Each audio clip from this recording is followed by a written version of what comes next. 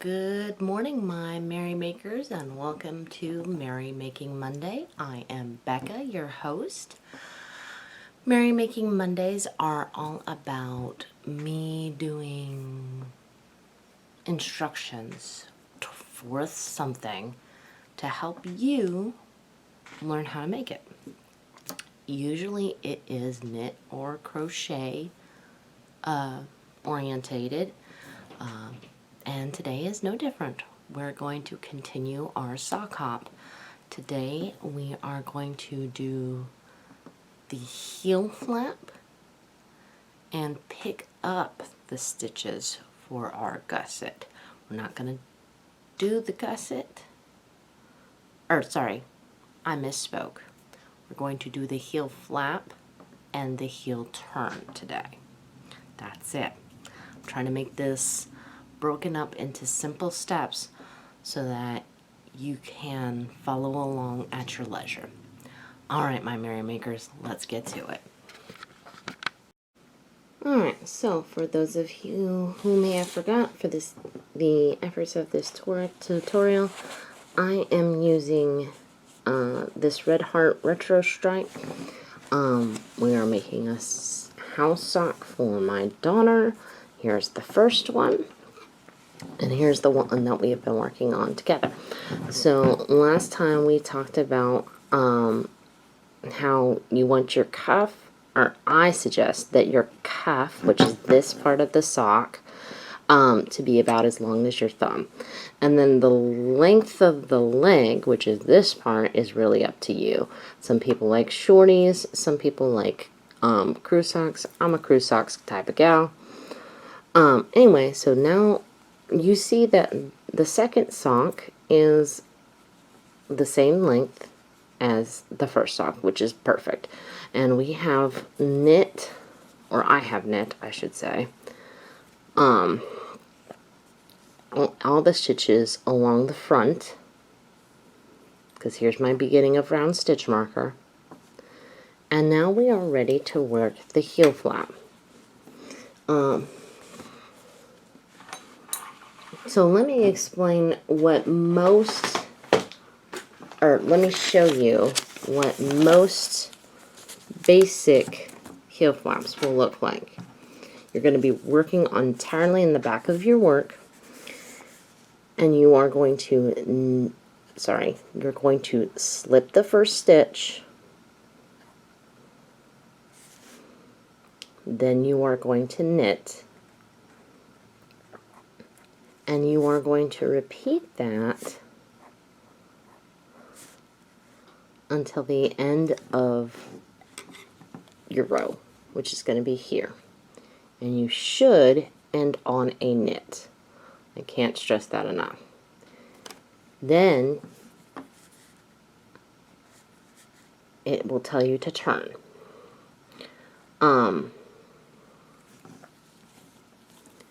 And then you're looking at the wrong side. So this will usually say RS, which stands for right side. And then you'll say WS, and that stands for wrong side.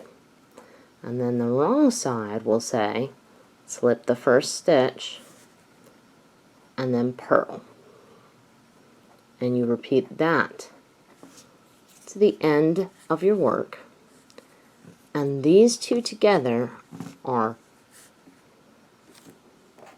see if I can make that funny little thing, one set. And I may have mentioned it in my other video, I can't remember, but for me, when I'm not working off of a pattern, this is where my magic number comes into play again. Because I usually do how many sets that my magic number is.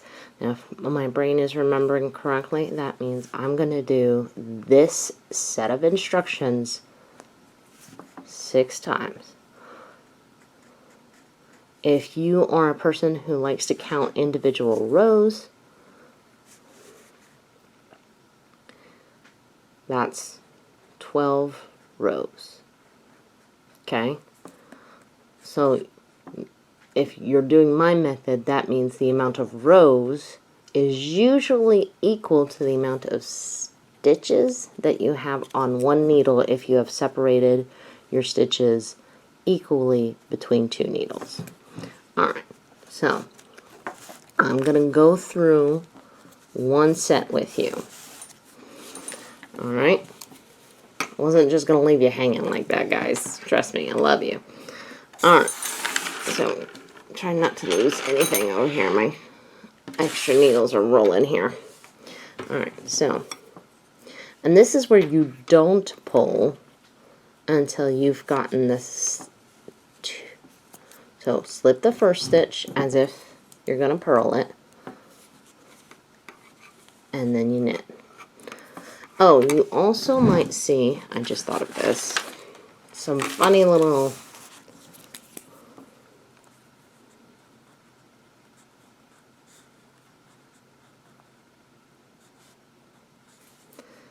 so this stands for with yarn in back, and this stands for with yarn in front.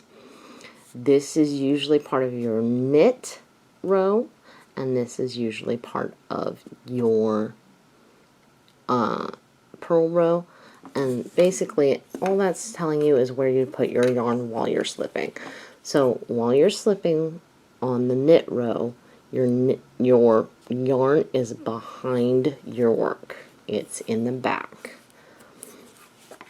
Which makes sense because that's where it falls naturally when you're knitting. And again, I am a right-hand knitter. I knit continental. If neither of those or either of those don't apply to you, the way your hands look are going to look a little different. Oops, I almost knitted that. Alright. Oops, almost did 2 slips in a row. And that's the other thing, is it's easy to get distracted. But like I said, you should end on a knit. Now, it might be hard to see, so I'm going to tighten up just a smidgen so you can see. But where I did not knit. So before I start to purl, I want to double check my work. So here's my first slip stitch. There's my second, and you can kind of see how they haven't been, on this side it looks like they haven't been purled. Alright, we're going to go back out. Alright.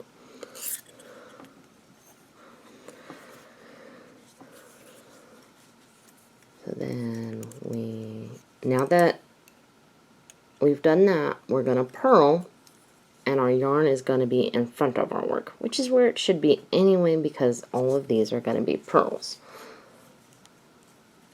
So you slip the first stitch, and then you purl. And I have a tendency to just be like, okay, say the steps out loud. Slip, purl, and if you notice, I'm slipping the stitches that I knit, and I'm purling the stitch from the previous row, and then, so like, you can tell this stitch has been knit, so now it will be slipped. This stitch was slipped before, so now it will be purled. And the whole point of doing this is to create kind of a thicker fabric on the back part of your sock.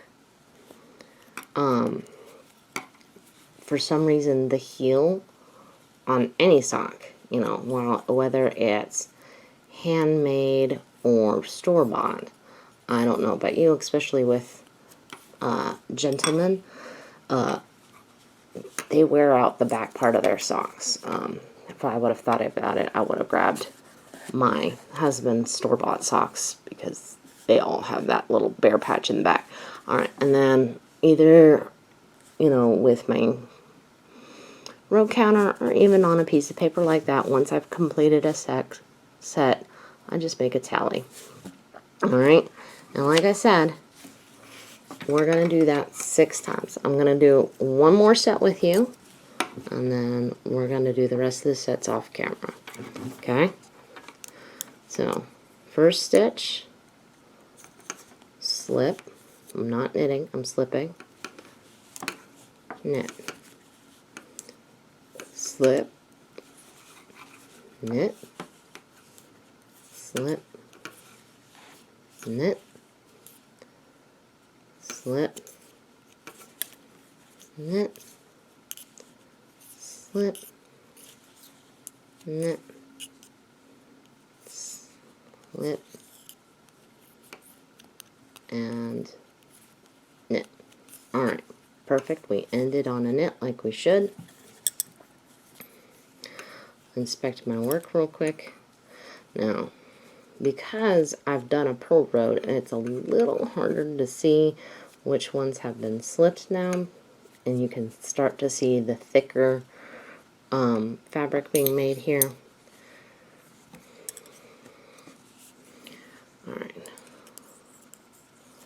Slip, purl, slip, purl, slip, purl, slip, purl. Almost done. Alright, I forgot where I was, so I look, okay, this stitch has definitely been knit, so I slip it. Oh, come on. Purl. Slip. Purl. Second set done. So I need to do 4 more sets. We'll see ya there. Alright, take 2. Okay. So this is what your your heel flap should look like once you've done 6 sets or 12 rows if you're doing the same size as I am. Now we're about to do the heel turn, where we're going to be doing 2 different types of decreases. We're going to be knitting 2 together, and we're going to be purling 2 together. And we're going to be, we will know that we are done with the heel flap, or with the heel turn, once we have 6 stitches remaining. And don't worry, I'll be working it through with you, because it's kind of confusing when you see it written out. So, just like before, you slip the first stitch. Now, you are gonna knit till you're about halfway through the work, which means at this point, you're knitting 5 stitches. So, 1, 2, 3, 4, 5. Alright? And then you're going to knit 2 stitches together. And in case you have never done a knit 2 together, I'm going to walk you through it. So you go through the second stitch first, then the stitch before it. You pick up the yarn like you would if you were regularly knitting, and both stitches drop off your needle. Okay? Then you will knit the next stitch. And then it will say turn work. You will have stitches remaining on your what's now your resting needle, no matter what size you're making. For this example, I have 3. Now, you want the same amount of stitches left on this needle when you're done purling. So this is going to be a purl. These 2 are going to be purled together, and then this is a regular purl, and then this is a regular purl. Well, this one's going to be slipped, and then this one's going to be a regular purl. So then to purl 2 together, it's very similar to knitting 2 together. You stick your needle through both stitches, and then you draw the yarn through the second and the first, and then both drop off. And then you purl the next stitch. And you see, you have 3 stitches left, and you turn. Alright. If you're reading a pattern, it will say something about purl to, or knit to, how many stitches are left before the gap. This is the gap they're talking about. You can see now that when I spread my yarn out a little bit, there's a bit of a gap there. So, slip the first stitch, knit, knit. Now that I'm at the stitch before the gap, knit 2 together like before. So put your needle through the second stitch, then the first stitch, bring the yarn through both, both drop off, knit the next stitch, turn. And it's going to be similar on the purl side. Slip the first stitch, purl, purl, purl. Now you see we're at the last stitch before the gap. Our needle goes through the first stitch, the second stitch. We wrap the yarn around. We make it go through both stitches. Both stitches fall off. We purl the next stitch. We're almost done. Slip the first stitch, knit, knit, knit, knit, and see, now you see that the gap is between these two. So again, stick your needle through the second stitch, then the first stitch, hook up your yarn, draw through both fall off.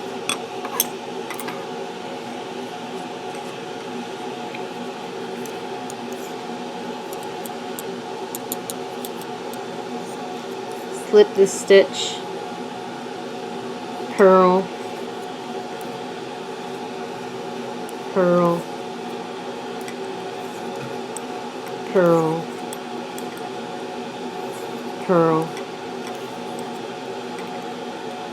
purl the last 2 together. Now if you're going off a pattern, it might say how many times you need to do that. It might not. It might just say until all the stitches are worked. If you're really lucky, it will tell you how many stitches need to be remaining. And like I said, for the example that we have been doing, it is 6. And we are done with our heel turn. I hope you will join us next week for doing the gusset. Going to be showing you how to pick up stitches and picking up stitches in a way so to avoid holes in your gusset. We do have one more thing to do, which involves the computer. Alright, so here we are at the infamous comment picker website. I have entered what I think is the video link. Let me go out a little bit. I'm filtering out duplicate users. We're going to let's see, 1 + 4 = 5. Get YouTube comments. Amount of unique comments, that matches up with what I counted before I turned the camera on.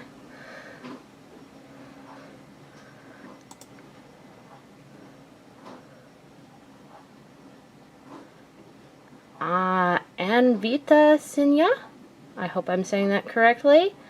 Happy Mother's Adjacent Day. Those were some lovely skeins that you had picked up.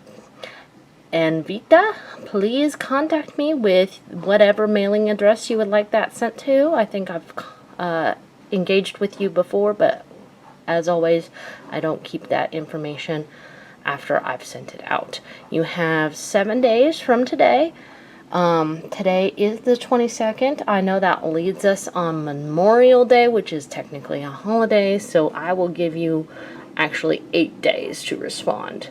So please respond to me by the 30th. Alright, my Merry Makers, I hope you will join me Wednesday for what you're working on Wednesday. Until then, make what makes you merry. Ciao.